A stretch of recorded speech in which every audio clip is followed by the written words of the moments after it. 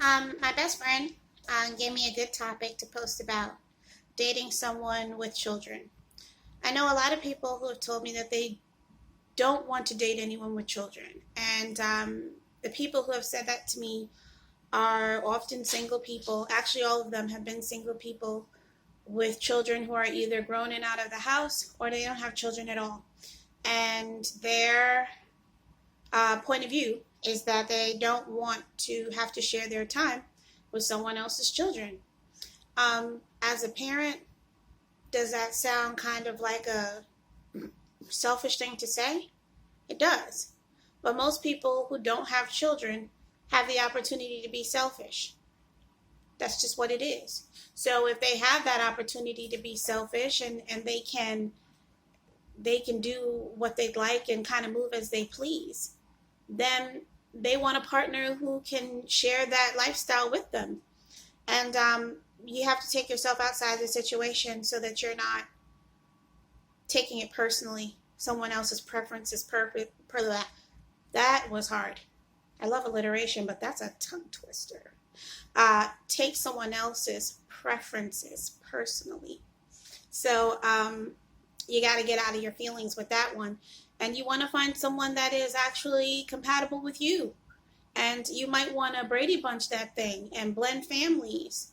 Or you might want to date someone who's wanted kids but never had any and would love to step into the role of step parent with your kids if the relationship progresses to that point.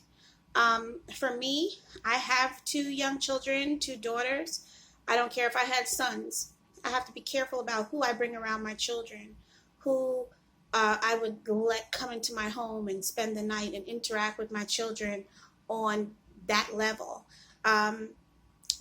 Also, who I'm dating and how they treat me dictates to my children the standards that I set as far as how as a woman to be treated. So I have a lot of responsibilities and I'm held accountable for a lot of things when I'm dating, which is why my dating life is pretty much it comes in waves, but I take my smiles as I get them, and I move on and find my smiles elsewhere. But above all, my joy comes from within. And you have to reach that point, or you're just going to be going through the rigmarole of dating and being disappointed and dating again. And that's how bitterness happens. That's how that seed of bitterness happens when you place your joy into things that you can't control, like a man or a woman that you've never met and you might not ever meet. So when you're sitting there hinging upon that, like your happiness is hinged upon meeting that special someone, if you don't meet them, then you're just going to die unhappy.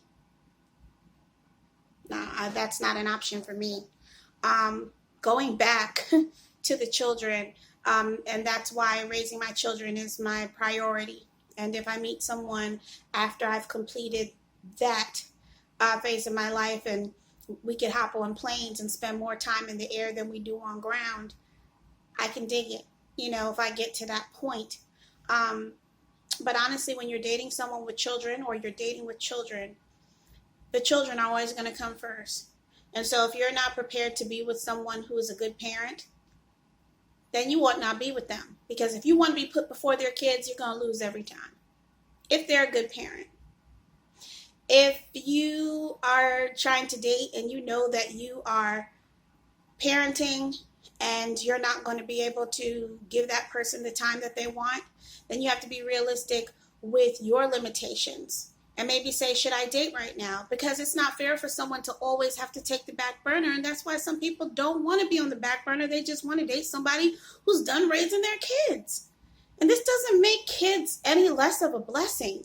It's about finding compatibility and working in situations that are going to yield positive outcomes and working hard for those positive outcomes. So dating with kids is not a problem. It's dating with honesty and starting from the very beginning with the mindset of making it work, being honest about the possibilities. And if you're dating someone and you can't have those types of discussions and put out those scenarios, well, then you already know. You need to end that thing right now. Because if you can't talk about the future in your present, then you need to put that person in your past. Boop. So this is Yomi over and out. Please like, subscribe, and share. I did just a little over 5 minutes, but I'm trying, you guys. You can find me on Facebook, Heart Song Healing by Yomi. You could also email me, heartsongbyomi@gmail.com.